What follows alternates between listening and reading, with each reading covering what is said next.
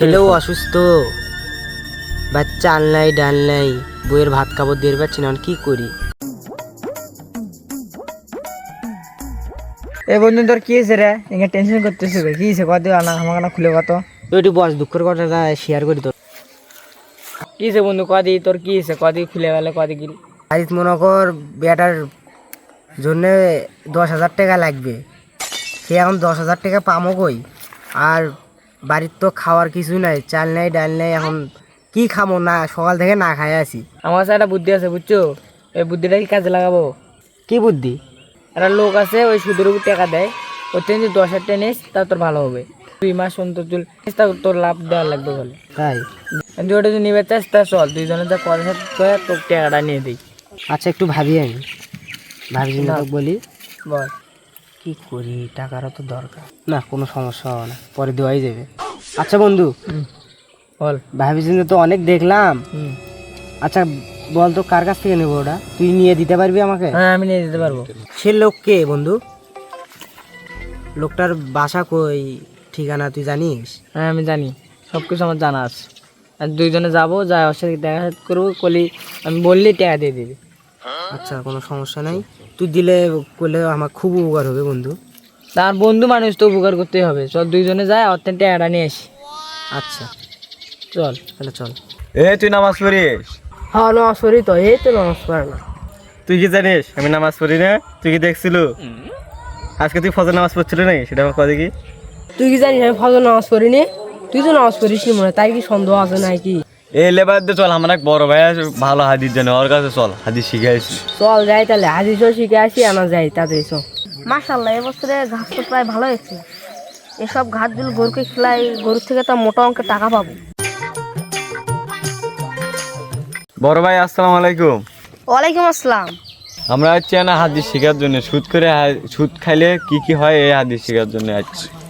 তাই তো আরো ভালো কথা। আয় বস, তোর শিখেছি সুদ খেলে কি হয়। তাহলে সবাই বসো বসো, সবাই বসো। তাহলে শোনো, সুদ খেলে কি হয়। সুদ খাওয়াও তো হারাম, সুদ নেওয়াও তো হারাম। যারা সুদ খায় তারা তো বেশি দিন বাঁচতে পারে না। সুদ খেলে পরকালে তো মানুষ তো জাহান্নামে যাবে। আর তোমরা মানে সুদ টুদ খায়ও না। তোমরা আবারও বলছো তোমরা জীবনে সুদ খাবা না। আর সুদের টাকা জল কাউকে তোমরা কোনো দিন লাগাবা না। সুদের টাকা লাগানো হারাম, আর সুদ খাওয়াও হারাম। আচ্ছা বড় ভাই, আমার এই এলাকার যে একজন সুদ খায় তার কি করা উচিত? ওকে তো ঝুটের মালা গাও এলাকা থেকে বাই করে দেওয়া উচিত। দেখ কলা গাছগুলো তো লাগাইছি, মাশাআল্লাহ ভালো হয়েছে।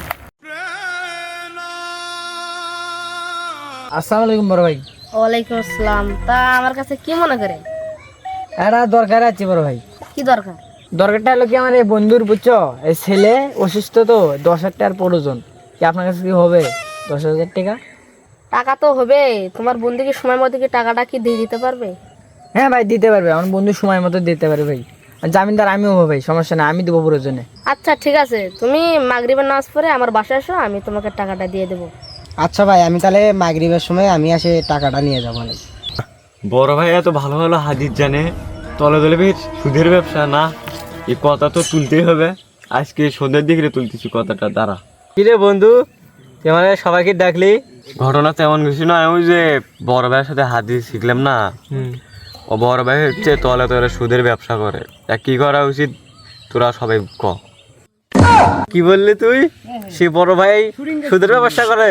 সেদিনকে অনেক বড় বড় হাদিস বললো, আমরা তো সবকিছু মেনে নিয়েছিলাম যে বড় ভাই অনেক জানলে আলা, তার কাছে এসব আশা করিনি আমরা। বড় ভাই তো কয়েছিল যে যাই সুদের ব্যবসা করে তাকে জুতের মেলাতে গলায় দিয়ে গ্রাম থেকে বাই করে দেওয়ার কথা। বড় ভাইকে জুতের মেলা গলায় দিয়ে গ্রাম থেকে বাই করে দিই। চল তাহলে বড় ভাইকে ডেকে নেছি, এলাকার একজন মাতবার সাহেব, তাকে ডেকে নেছি, আছে ভিজিটটা করে ফেলাই। ঠিকই কইছিস, তাহলে তুই যা মাতবার সাহেব আর বড় ভাইকে ডেকে আন। বড় ভাই চলো, আমাদের একটা কাজ আছে, সবাই মিলে আলোচনা করে কাজটা শেষ করি। আচ্ছা চলো তাহলে যাই। চলেন বড় ভাই, মাতবার সাহেব আছে, মাতবার সাহেব সাত করে নিয়ে একসাথে যায় সবাই মিলে হাদিসের গল্প গুজব করবো। আচ্ছা চলো ঠিক আছে, তাহলে কয়েকজন মিলে গল্প গুজব করলে একটু ভালো হয়। যাক, ঘাসের আবারটা ভালো হয়েছে, মোটামুটি ভালো হয়েছে। এগুলা কাটে কাটে গরু খেলে দেবে। মাতবার সাহেব, আমরা সবাই মিলে একটু বড় ভাইয়ের কাছ থেকে হাদিস কোরআনের শিক্ষা করব, গল্প গুজব করা যাবে। আচ্ছা ঠিক আছে, চলো। হাদিস কোরআনের গল্প অনেকদিন না ধরে শুনি রে, চলো আমি আজকে হাদিস কোরআনের গল্প শুনবো।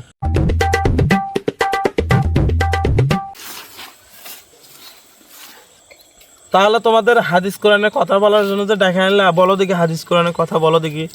আচ্ছা বড় ভাই, তুমি তো অনেক জানা আলা, হাদিস কোরআনের কথা বলো দেখি। এমন কোনো বিষয় নয় মাতবা সাহেব, আমরা আছি একটা সুদ করে বিচার করার জন্য। কি আমার সাথে এত বড় মিশা কথা?